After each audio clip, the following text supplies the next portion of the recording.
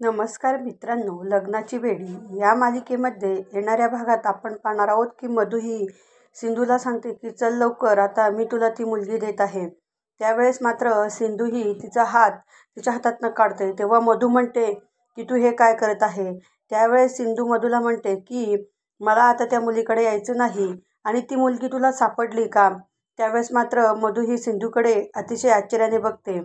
त्यानंतर मधु ही सिंधूला म्हणते की तू मला कुठला ॲटिट्यूड दाखवत आहे. चल लवकर, मी तुला ती मुलगी देते आणि राघवशी मला लग्न करायचं आहे. असं म्हणून तिचा हात पकडून तिला बाहेर नेऊ लागते. परंतु सिंधू तिच्या हातातनं हात काढते आणि पलंगावर बसते आणि पलंगावर जाऊन म्हणते की मधु, मला तुझ्या बरोबर केलेला जो डील आहे तो कॅन्सल करायचा आहे. मला हा डील मान्य नाही. त्यावेळेस मधु म्हणते की तू तर मात्र गोदामावशीला ती मुलगी हवी म्हणून सारखी तिला भेटायला पाठवत होती आणि आता हा डील का कॅन्सल करत आहेत.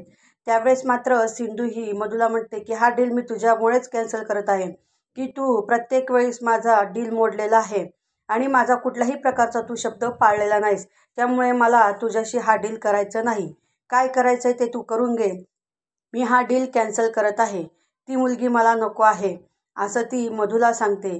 मधु मात्र तिचा चेहरा पाहण्यासारखा असतो आणि त्यानंतर ती राजश्रीकडे येते आणि राजश्रीला सांगते की आई, हे लग्न मोडा, हे लग्न चांगलं नाही.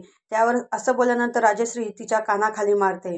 त्यानंतर राघव आणि सिंधू हे दोघेही लग्न मंडपात येतात. मंत्र अक्षदा होतात, मंगलाष्टक चालू असतात.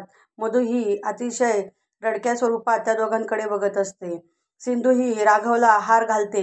त्यानंतर राघव हा सिंधूला हार घालतो. अशा प्रकारे त्या दोघांचे लग्न होते आणि मधु ही बघत असते. असेच भाग पाहण्यासाठी आमच्या चॅनलला लाईक करा, शेअर करा.